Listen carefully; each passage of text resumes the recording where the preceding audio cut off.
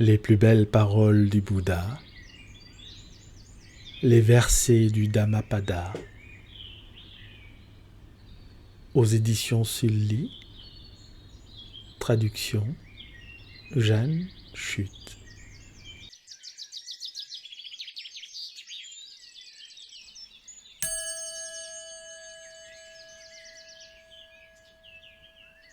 Versets sur les inconscients.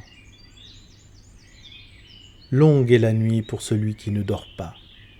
Longue est la route pour le voyageur épuisé, pour l'inconscient qui ne connaît pas le Dhamma. Interminable est le cycle du samsara.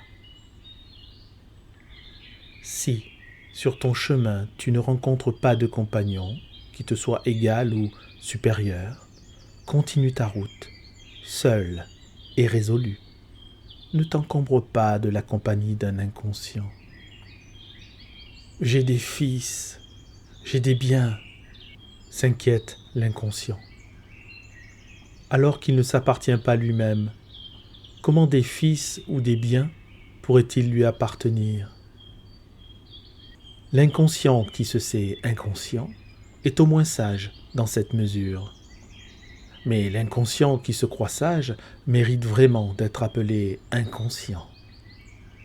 Même si, une vie entière, l'ignorant reste auprès d'un sage, il ne connaît rien du Dhamma, pas plus que la cuillère ne connaît le goût de la soupe. Même si, un instant seulement, une personne douée de discernement reste auprès d'un sage, elle connaît aussitôt le Dhamma, comme la langue connaît le goût de la soupe. Les inconscients, dépourvus de sagesse, sont leurs propres ennemis. Ils passent leur vie à commettre de mauvaises actions dont les fruits sont amers. L'action n'est pas juste quand vous la regrettez après, quand les fruits que vous en récoltez vous font pleurer. L'action est juste quand vous ne la regrettez pas après, quand les fruits que vous en récoltez vous apportent la félicité. Tant qu'une mauvaise action n'a pas porté ses fruits, l'inconscient la croit douce comme du miel. Mais quand ces fruits ont mûri, l'inconscient sombre dans la désolation.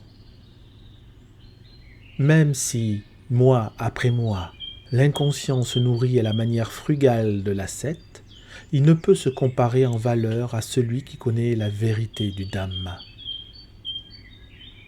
De même que le lait met du temps à cailler, une mauvaise action n'a pas immédiatement de conséquences, mais elle brûle celui qui l'a commise par inconscience, comme le feu qui couve sous la cendre.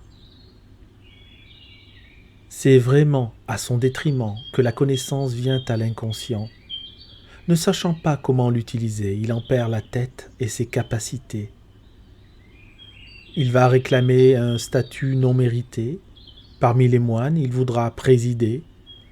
Sur tous les monastères, il voudra régner et avoir les disciples laïcs à ses pieds. Que laïcs et moines croient que j'ai fait cela tout seul. Je déciderai moi-même des tâches à accomplir. Voilà comment l'inconscient se met à réfléchir, redoublant ainsi d'orgueil et de désir. La voie du succès matériel va dans une direction, dans une autre va celle de la libération. Voyant cela, le moine disciple du Bouddha, de l'éveillé, par les honneurs du monde ne doit pas être happé. C'est vers le détachement qu'il doit plutôt aller. Verset sur le sage. Considère qu'il te montre un trésor, ce sage, qui, voyant tes défauts, te réprouve. En restant auprès d'un tel sage, tu ne pourras que t'enrichir davantage. Laisse-le t'instruire, te sermonner, t'éloigner des mauvais conseillers. Parmi les bons, ce véritable ami est apprécié. Parmi les méchants, il est détesté. Ne recherche pas la compagnie d'amis mal avisés. Ne recherche pas la présence de ceux qui sont grossiers. Recherche la compagnie d'amis bien avisés. Recherche la compagnie des êtres éclairés. À la source du Dhamma, il se désaltère, il vit heureux, l'esprit serein et clair. Le sage se réjouit toujours du Dhamma révélé par les nobles êtres éveillés. Les irrigateurs canalisent les cours d'eau, les fléchiers redressent la tige de leurs flèches, les charpentiers façonnent le bois. Quant aux sages, ils disciplinent leur esprit. De même qu'un solide rocher ne sera pas ébranlé par le vent, le sage n'est affecté ni par le blâme, ni par les compliments.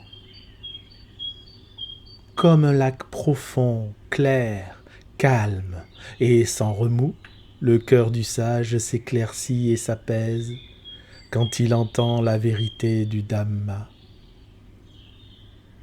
Les êtres bons et intègres renoncent à tout en vérité. Ils ne perdent pas leur temps à bavarder ou à tenter d'obtenir des plaisirs passagers. Quand, par la peine ou le bonheur, ils sont touchés, ils restent calmes, ne montrant ni chagrin, ni gaieté. Celui qui ne désire obtenir pour lui-même ou pour un autre ni famille, ni richesse, ni royaume, ni même un succès personnel par des moyens frauduleux, celui-là est vraiment sage, intègre et vertueux. Rares sont ceux qui atteignent l'autre rive. Les autres, la grande majorité, se contentent de descendre et de remonter la rive de ce côté. Mais ceux qui pratiquent le Dhamma, parfaitement enseignés par l'éveillé, iront au-delà du royaume de la mort, si difficile à traverser.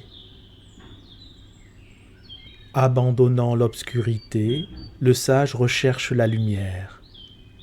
Ayant quitté son foyer, il mène une vie errante et demeure dans une solitude peu engageante. Il doit pourtant y trouver la félicité et repousser tout désir d'essence, lui qui n'a rien. Il doit sagement se purifier de tout ce qui obscurcit l'esprit. Ceux dont l'esprit a atteint le plein épanouissement des facteurs d'éveil, ceux qui se réjouissent d'avoir renoncé à l'attachement et à la convoitise, ceux-là resplendissent de sagesse. Les obstacles ont tous été dépassés. Ils demeurent dans le monde, libérés.